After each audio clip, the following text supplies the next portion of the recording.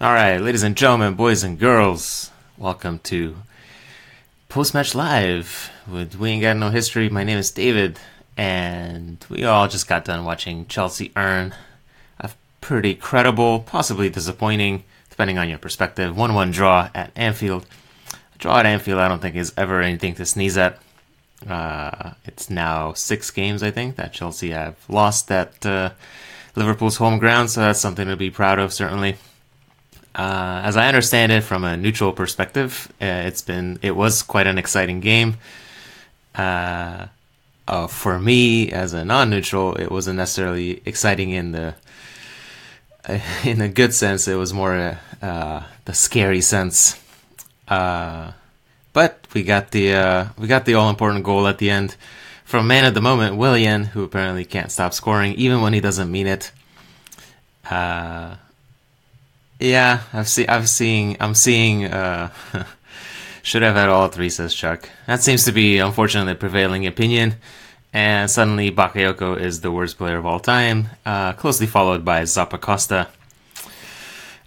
Fortunately, Hazard is one of the best players of all time, so that's how opinions go. There's no middle ground. You're either the best or the worst. Oh yeah, and also the best player is Azpilicueta, obviously. But that one probably isn't up for debate because Azpilicueta is pretty fantastic, and that block that he made, I think it was on Salah where he kind of hurt his foot. Hopefully, isn't anything concerning for the long run there. He got some treatment on it and was able to run it off seemingly. So hopefully, yeah. How does keep Willian out from now on?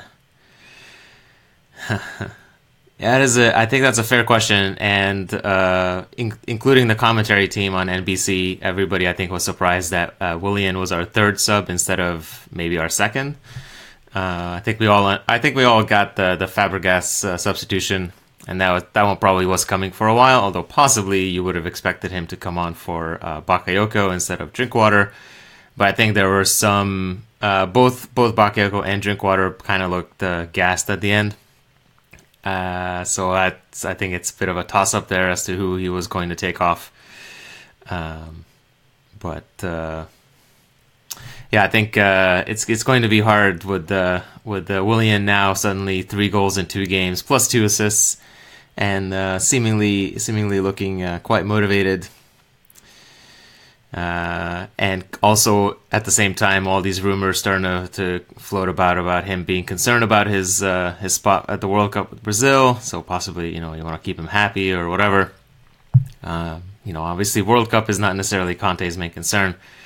But what he should be concerned about is rotating his squad, etc., etc. So maybe coming up against Swansea on Wednesday, we'll see Willian get a start. Maybe we go back to the 3-4-3.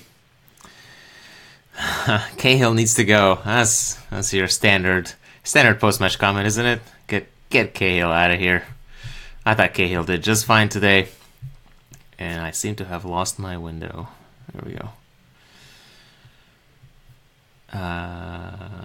Yeah, I have no issues with Cahill. Actually, I do have my one issue with Cahill is twice in this game he tried to do his little heel flick when trying to play out of trouble, which both times resulted in a turnover or a pass under pressure back to somebody else, which I wish he would stop doing. And then the other thing I didn't like is he went for the Rabona cross there.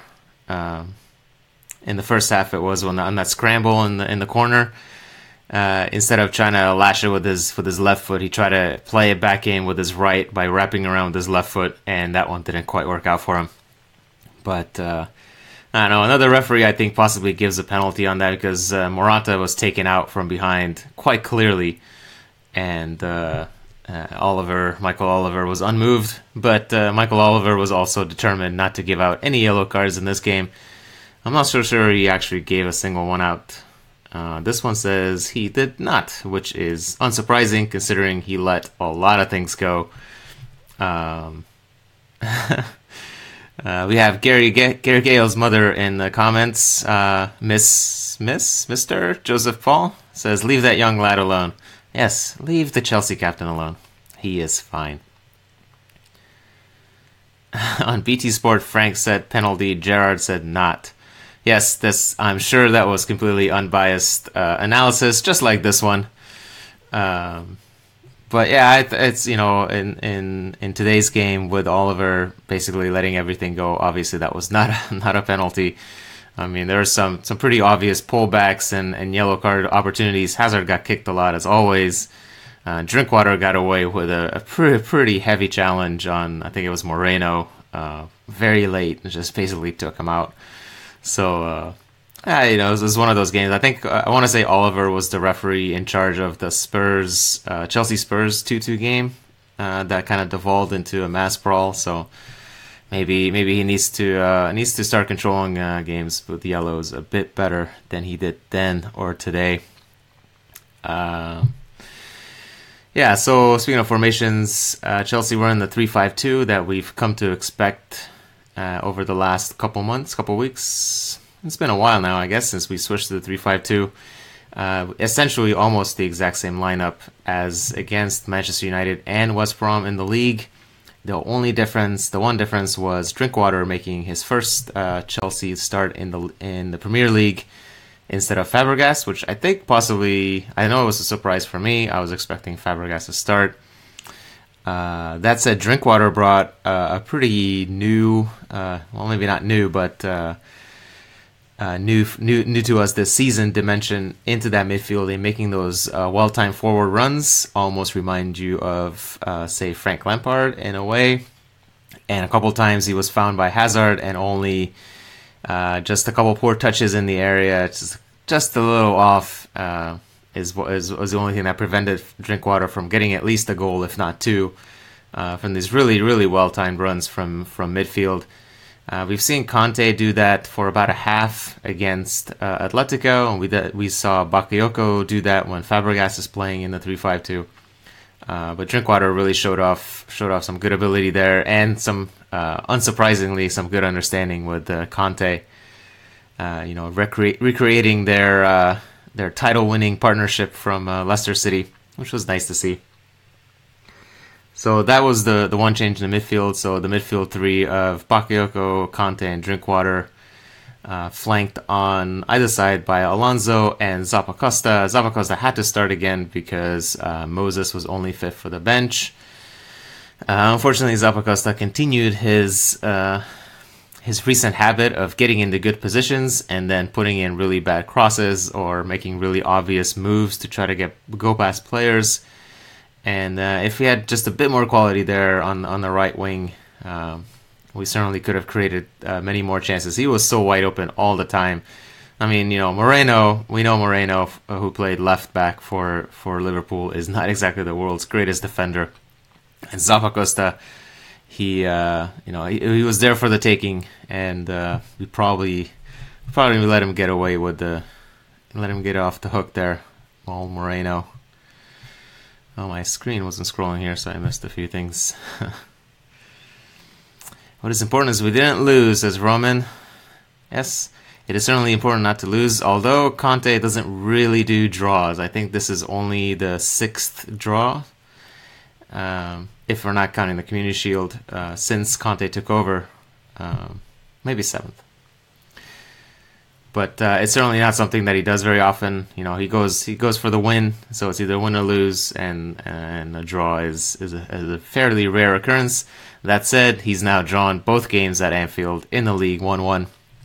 That's just how it goes sometimes. So that was the midfield 5. Back 3, as seems to be the first choice now, is Cahill, Christensen, and Azpilicueta, with David Luiz on the bench.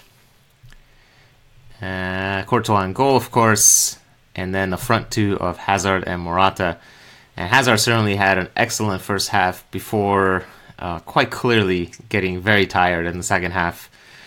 And it would have been a bold move, I think, to take Hazard off, but possibly a needed one. I think somebody was saying earlier, Chuck possibly was, Willian for Hazard around the hour mark was probably the move that should have been made.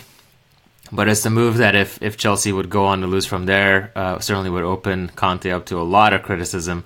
So he possibly went for the safer choices and made like for like with Drinkwater and Fabregas, and then put on Pedro, who we knew could eventually drop into a wingback role to get a bit more attacking impetus there, and bringing on Willian finally towards the end for Hazard, and that making all the difference. So I guess it will be interesting to see midweek if once again we go back to the 3-4-3 and give both Willian and Pedro the start. It sure would be nice to have Batshuayi fit, but he's not fit, so we can't really rotate the strikers as we would like. So Morata is he's either going to have to play a lot of games, or we're going to have to go with, I don't know, find a healthy body who can play forward, because I don't think Willian and Pedro necessarily is a 2-man partnership that we can start with. Yeah, the boys were tired, says Robin. I think it got pretty obvious in the second half. In the first half, I think we were well up for it, but then throughout the game, it was also a lot of sloppy play, and that's something we can easily attribute to tiredness. And yeah, we can play false 9 with Hazard, or just play him as an out-and-out forward. But the problem is that Hazard himself needs a rest at some point. Again, like in the second half today, he got very, very tired, and you saw the difference between a non-tired Hazard, which was the first half, and then a tired one, which was the second half. Not that he just started walking around, but his overall effort is not as consistent. Let's put it that way.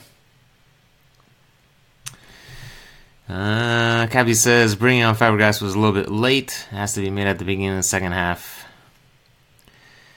I mean, I guess, although Conte, as we know, doesn't really like to do early changes, so Fabregas coming on with about 15 minutes to go is pretty standard for him. Doesn't, unless we're losing, and we really weren't losing until the 65th minute. So he's not really one to make changes just for the sake of making changes. If he sees what's working on the pitch, if he sees that it's working on the pitch, he's not just going to change it just because he thinks it's the 65th or 60th minute, so it's time for changes. Continuing to play Bakayoko instead of bringing him off a little earlier than the 77th minute is probably a bigger question. More so than waiting with Fabregas on the 74th minute. I'm okay with that, because 15-20 minutes is plenty of time. We've learned over the last year and a half that that's good enough time for our Fabregas to make an impact. And certainly today he showed off several excellent passes, as we know. He made maybe one bad pass. So that's the expected impact of Fabregas. Drinkwater seemed to get a little tired too, but I think he's coming on to still kind of feeling those fitness issues. That seems to be a common theme with injured players in Conte's system. But yeah, it's Bakayoko, not exactly the best, not exactly his best game for Chelsea. I'm sure there will be better days. It is still, he's only 22, maybe 23 by now. We have to check his birthday. We paid a lot of money for him. He'll be here for a long time, I think. And he's still only learning, only coming up to speed, only improving. Certainly, this is not the final form of Bakayoko that we're going to see. So I think, it's easy after a bad game or whatever. Bakayoko, Zappacosta, all these guys. It's easy to write them off. Say, why are they playing? But with games coming every 3 days, we need all the players we can get. We look at the subs today: Fabregas, Pedro, Willian. That's the sort of quality that we need in the squad, the sort of depth that we have to rely on. And if everybody can kind of stay healthy, which hasn't really happened all season, we can certainly put together a good run. This draw ends. I think it was four wins in a row in the league, so that streak is kind of over. But the unbeaten streak goes on, I guess, if we want to look at that. And then the upcoming games certainly won't be as hard, at least on paper, as Anfield away. There'll be Swansea and Newcastle, a semi-meaningless game against Atletico in the Champions League. So that's your next next week and a half of games. Get plenty of chances for rotation. Swansea are obviously not very good. Newcastle aren't really good either. I think Newcastle lost to Watford today at home.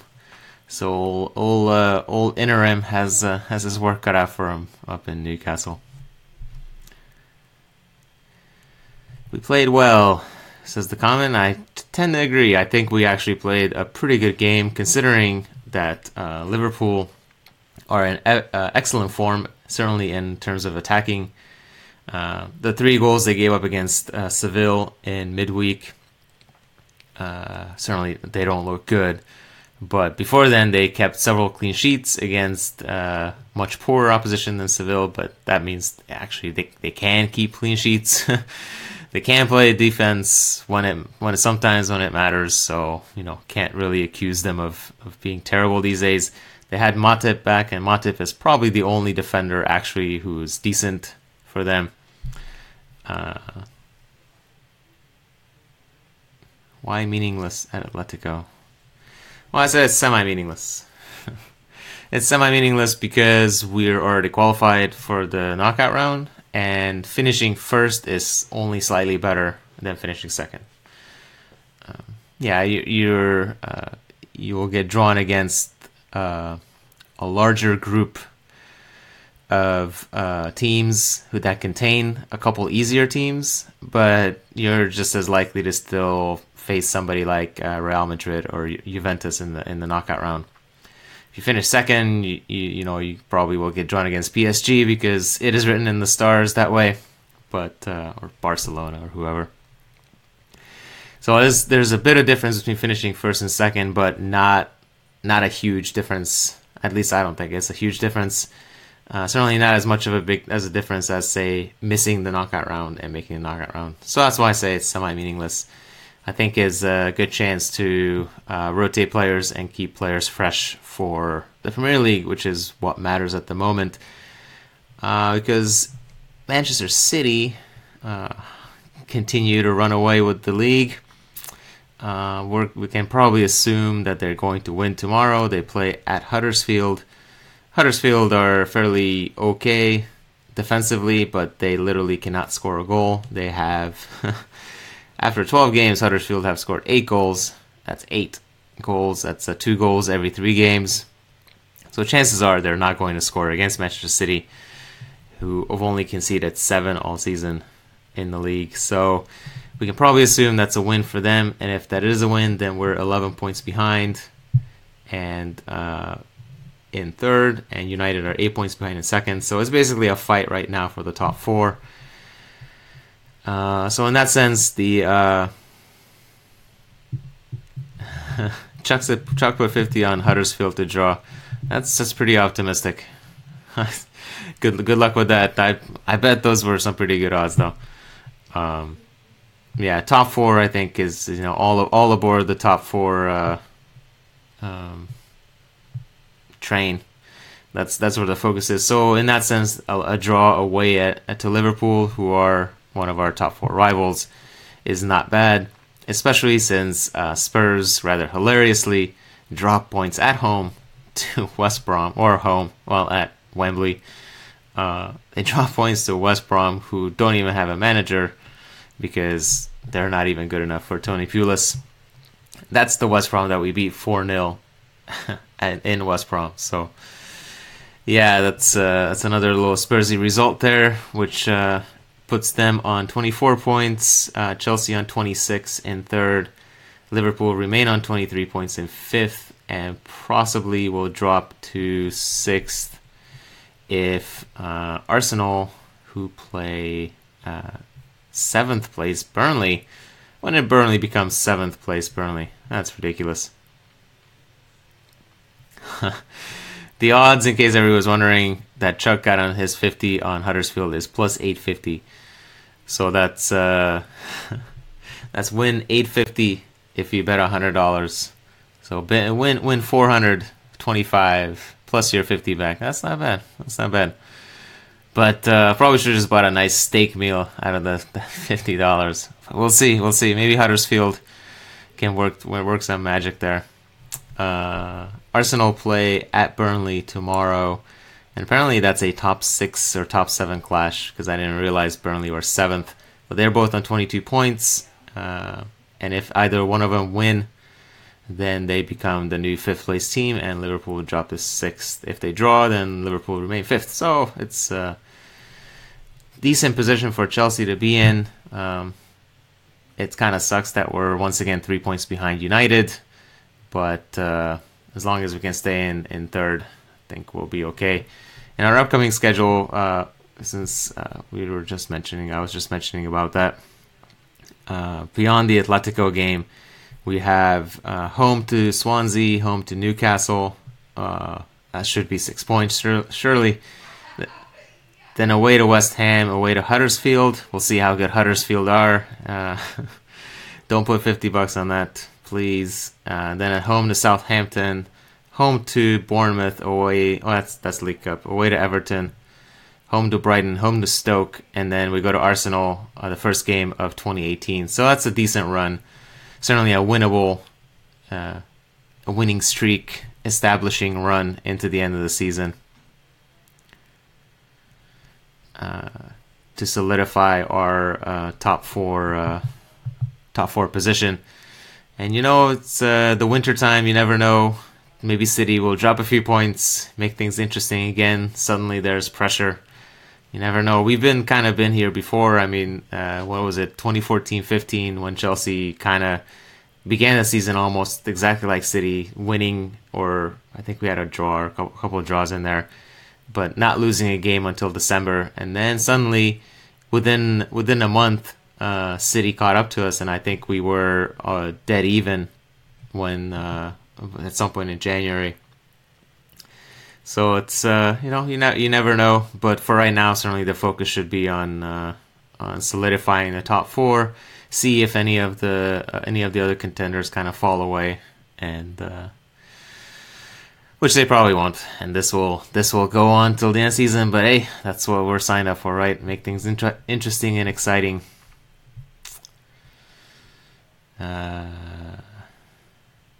Why would Conte play Drinkwater over Fabregas? That is an excellent question, and I wonder if he said anything about it in the post-match.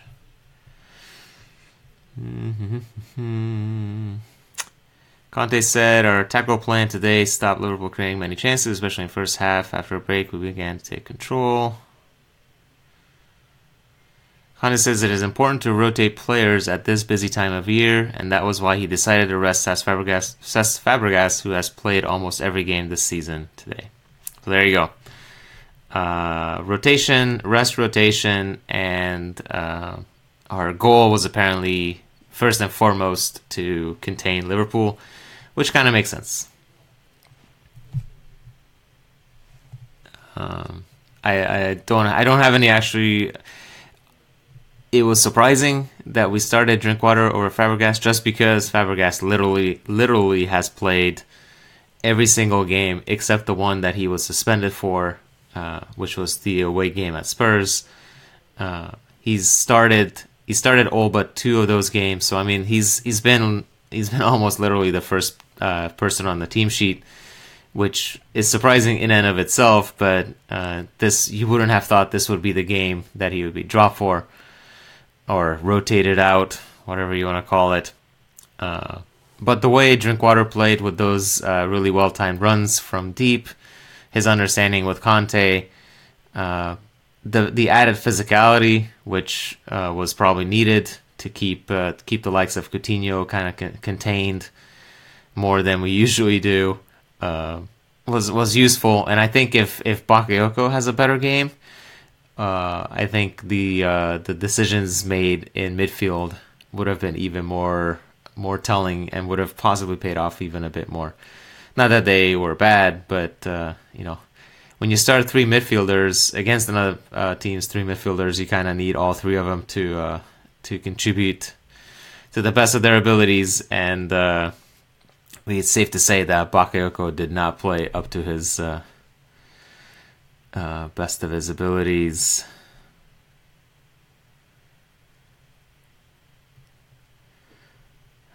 Mistake selling Salah De Bruyne. Yeah, that's gonna come up basically every time. It is what it is. Clearly, in hindsight, it's a mistake.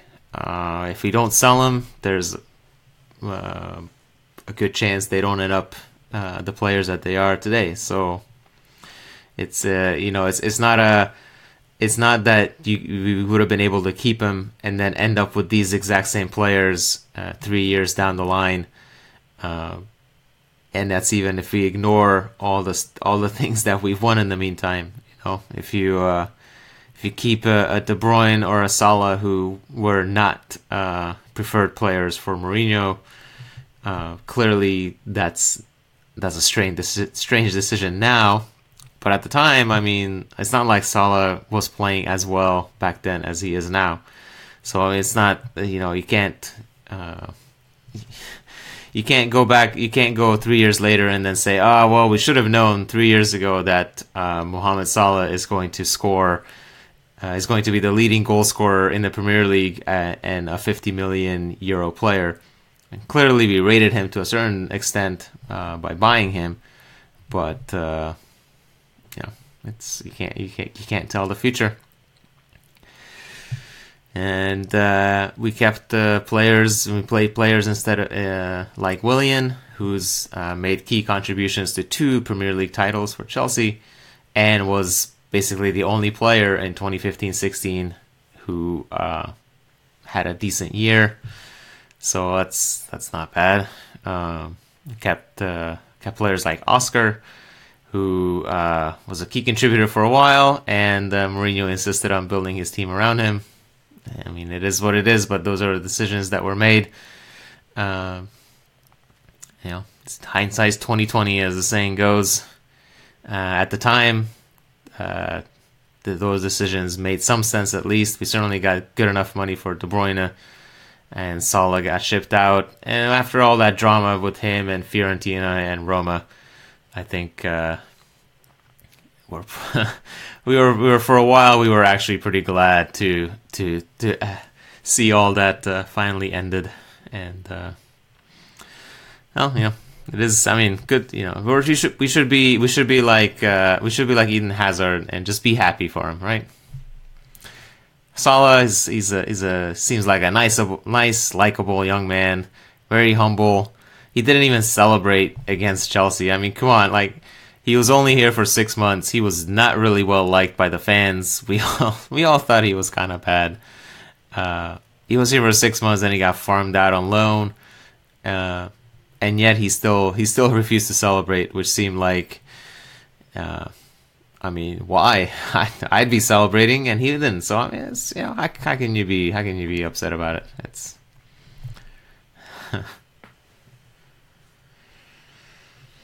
Conte always makes his changes too late. I mean, yeah, you could say that, but that's been a criticism since about the second week. So at this point, when he makes the changes and they don't pay off, then we can criticize. Today they were telling changes. Maybe he should have made them earlier, and we would have scored more goals. But then maybe we should have just had a bit more quality, and we could have scored more goals. I mean, Zappacosta himself could have easily set up at least 2-3 goals. There was the one chance that when Morata made the wrong decision and passed to Hazard instead of Zappacosta. That was a bit frustrating. Although possibly Morata was thinking the same thing, where it was like, I'm not passing that guy. He can't even get across him. So that is unfortunate. Alonso had at least one nice chance when he kind of snatched at his wide open shot and it went high and wide and not so handsome. Let's see if Conte said anything more interesting. Conte says both teams play with great intensity. He's pleased with his players for their efforts at the end of the week, which included plenty of traveling. Yeah, it certainly was a talking point before the game, all the traveling that Chelsea had to do. Omar says Salah's non-celebration was about the recent Sinai mosque attack, not us. In that case, that makes a lot more sense. So, yeah, it's more and more tragic news. Well, that's certainly understandable, and actually that makes me like him even more. So there you go. Didn't really make much sense for him to, like, hold Chelsea in some super high regard after 6 months here. But to honor victims that are in their memory, that's nice. We were talking about traveling. So all the travel that Chelsea had to do, 3,000 miles out to Azerbaijan. Apparently, the landing to Heathrow was a bit of a adventure roller coaster as well, where the pilot had to go for a go around because of high winds. So that probably didn't contribute to the calm trip or whatever. And they only got home at like 6 a.m. on Thursday, and 60 hours later, we're up in Liverpool having to concentrate on the game. That said, in a way, when it's such a big game, such as Liverpool against Chelsea, it's fairly easy to get up for the game, so to speak. To stay motivated, stay concentrated, and certainly the squad looked like we had plenty of intensity. There's plenty of sloppiness too, which is probably where the tiredness could be most easily seen. And then the second half was the legs started faltering for some players. So. But it's one of those. This traveling situation is one of those that almost every team, every English team in Europe has to face at least once a season, and it's just something that the English FA and the Premier League in general do a very poor job of helping out teams, their own teams who are in Europe, and then instead of reforming how scheduling's done or maybe extend the season by a week, maybe get rid of the League Cup or whatever, because it's just a bit much. Instead of doing something like that, they basically let the TV companies control all the games and then just complain about when English teams underperform in Europe. So there you go. That's my spiel about the scheduling. Bakayoko, great assist today. Bakayoko clearly the star of this game. My only problem with that Liverpool goal, I mean, they had chances, so it's in the end, I suppose it's a fair enough reflection. 1-1, both teams kind of scoring fluky, lucky goals, despite creating several more chances that actually look like they should have been goals. The goal they scored seemed like Salah managed to somehow get through 4 or 5 players. And on replay, you could see that the final touch actually came off. Bakayoko tried to control the ball, and instead all he ended up doing was poking it into Salah's path. At the same time, that meant that Cahill, who was kind of in position to clear the ball, had the pass not come from his own teammate, was caught flat-footed. And then suddenly there was Salah, and nobody was kind of keeping track of him. I think everybody assumed that Bakayoko would clear the ball. He had a bad touch, and there you go. And it's just a stupid goal to concede. On the other hand, we scored on an equally stupid goal that Willian quite clearly did not mean. He meant to stand up his cross for Morata at the far post, and it just kind of drifted over Mignolet, who's fortunately pretty short. We got a bit lucky there. Why is Conte using Bakayoko? I mean, it's one of those hindsight things. I think it was pretty obvious that Bakayoko was going to start, just as he started last couple games now in the 3-5-2, and he was one of the few players who didn't play at all on Wednesday. So it was going to be obvious that he plays. He brings, when he's playing well, he brings a very good physicality, some good height into the attack. Against both United and West Brom, he made several of those runs into the penalty box, penalty area, to be the third forward in 3-5-2. Because 3-5-2 only gives us two full-time forwards, and so the third midfielder is kind of tasked with this shuttling role between attacking midfield, and the forward line. We saw Pedro actually do that midweek against Karabag, but it was Bakayoko normally who does that.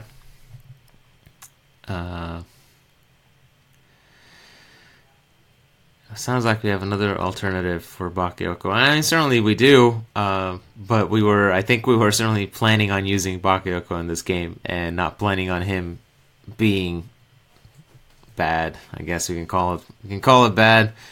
It was not good. We can all agree on that, I think. And maybe after this performance, we'll see Conte try a few different combinations. I don't know if Drinkwater really qualifies as somebody who could replace Bakayoko, but maybe he can. It's Drinkwater, a midfield of Drinkwater, Conte, and Fabregas could be interesting. But to me, at least, it seems like Drinkwater and Fabregas are too similar in the sense to make that work. Drinkwater is a bit more physical, a bit more dynamic, but they both kind of make their living in the same region of midfield. So I don't know if that's really the right balance that we're trying to accomplish. That said, Drinkwater's attacking play today with those well-timed runs into the penalty area is something that Fabregas doesn't really do these days. So maybe it'll work. Any other? If we take out all the comments about Bakayoko and Zappacosta, I think we're left with 2 comments. Zappacosta. Zappacosta is more frustrating for me just because he got into so many good positions and then just messed it all up. And that's I mean, do you give credit for him for being involved in the attack? Running up all the time, almost being open quite a lot, just because Moreno is a terrible defender. Getting all these opportunities and then just putting in back crosses. Do you credit him for being in the right position at the right time, or do you kick him out for doing terribly in the right positions at the right time? In a way. At times, it reminded you of Ivanovic, but Ivanovic was a different sort of player. Ivanovic is much more like Moses, where he would often take on his man just with strength. Zappacosta tried the little around quickness move.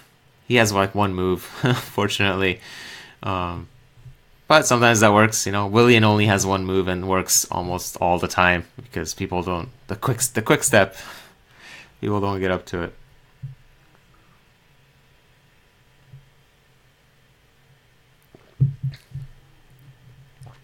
I need a good beer and you feel less frustrated about Zappacosta. I need Victor Moses back in the starting lineup, and I'm going to feel a lot less frustrated about Zappacosta. I was just fine with him as a backup. I don't think he's ready to be the full-time first choice starter for us. He brings something slightly different to the table than Moses, which is supposed to be his good crossing, but his good crossing seems to have deserted him over the last few days or last few games. So if that's not happening, then what's the point? Having said all that, I was happy to see that we actually maintained the shape with an actual wingback, and we didn't do something silly like before when we played Azpilicueta as the wingback and try to get away with a back three of like Cahill, Christensen, or David Luiz and Rudiger. It was good to see that the back three was kept together. And we got Zappacosta to be the backup right wing back, so at least we trusted him in that sense, and didn't try to put Azpilicueta there, because Azpilicueta would not have given us the same sort of dynamic play going forward. Maybe it would have given us more quality on the crossing, because apparently Azpilicueta is a tremendous crosser these days. But the process for Zappacosta was okay. The execution was lacking. Let's put it that way. Moses will be back soon. Indeed, he will be. Victor Moses was on the bench, so hopefully that means that he gets a run out in one of the next two games, or possibly both of them. Next up would be Swansea on Wednesday. Conte is doing his best using what we have, says Kelvin. We were simply not good enough in the transfer market, so we have to stick to what we have this moment.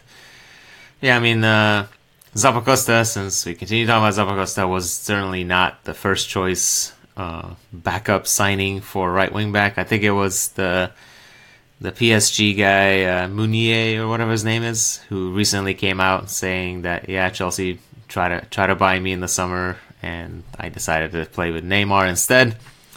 So yeah, it's understandable, I suppose, to play the easier league. Thanks for that, Thomas. But yeah, I mean, Zappacosta, he's fine. He hasn't really made the same leap as, say, Alonso. When we signed Alonso a year and a half ago, the reaction to it was just about as mixed as it was to Zappacosta. But Alonso has proven himself to be a very good player on the left wing back, and I know he has plenty of critics, but I will hear none of that, because Alonso and his fantastic hair is good enough for me on the left wing. He just needs a backup as well. The one glorious or glaring failure for Chelsea in the summer was failing to buy a backup left wing back, or even a replacement back. I mean, if you buy Alexandro, fine. You upgrade Alonso to Sandro and keep Alonso as the backup. That's fine. But just buying somebody to be not Kennedy as your backup was the one glaring failure, and hopefully it doesn't come back to bite us. Alonso has managed to stay amazingly healthy, considering how much running and action he sees. But we're going to have to figure out some way to get him some rest, and not just subbing him off in the 60th minute against Karabakh, but like actually not playing him. And I don't really see how that's going to happen. He's the only rest he's gotten this season. We're in the League Cup. I'm not really seeing us play Kennedy against any of the Premier League or Champions League teams. Maybe Kennedy gets a run out against Atletico, but yeah, that would be my main concern about the squad and the lack of depth. Yeah, and talking about Ramen. Old Baba Ramen, he's going to save us in January. Did Hazard, asked Paul, run out of steam in the second half, or was it all the Liverpool tackles?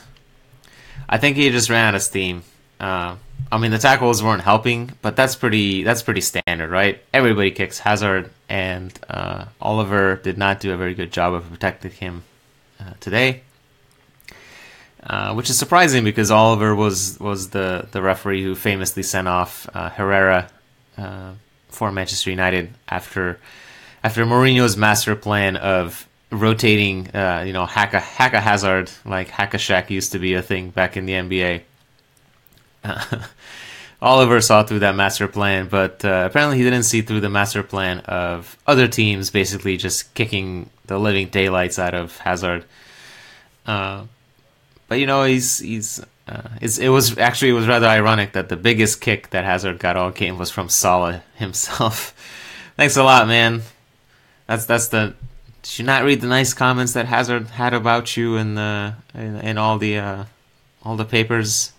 You at least give him the shirt at least after the game. We should be getting plenty of tunnel cam action from this game, hopefully, because both Liverpool Liverpool do a pretty good job with theirs, and Chelsea tend to do away tunnel cams as well somehow. I'm not sure how they do it, but yeah. So maybe we'll see the post match scenes between Hazard and Salah, since Hazard said he's going to try to get Salah's shirt, whom he considers a friend from back in the day at Chelsea. So, but yeah, I think it was much more that Hazard simply ran out of steam. He did play, he started against Karabakh, he started against West Brom, so it was the risk. I think the risk that we took. Basically, we said Hazard is in better physical condition than Morata, so if as the center forward against Karabakh, we're going to go with Hazard instead of Morata. Is there any chance we can buy a decent backup left wing back in the winter? Asked Kelvin. Yeah, it's not really looking good, is it? Biggest concern really is I'm sure there's a chance, but we're not even really being linked with anybody. And there's a lot of transfer rumors it's just a bunch of nonsense most of the time. But very rare is the transfer that comes completely out of nowhere.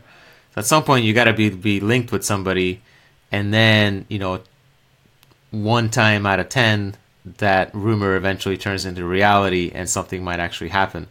But right now, we're not being linked with anybody that I know of as a left wing back. And that's a bit of a concern because of all the reasons we've gone over many times now. Kennedy is not a left wing back, and Baba Rahman is coming off a year out, basically, with ACL. And that's neither of those are options that I'm really particularly excited about. We could take Luke Shaw off United. I guess, okay, I misremembered. I guess the Luke Shaw thing was sort of a rumor, but actually it wasn't. It was more of a, this could be a thing because, and so on and so forth. Mourinho clearly doesn't like Luke Shaw. But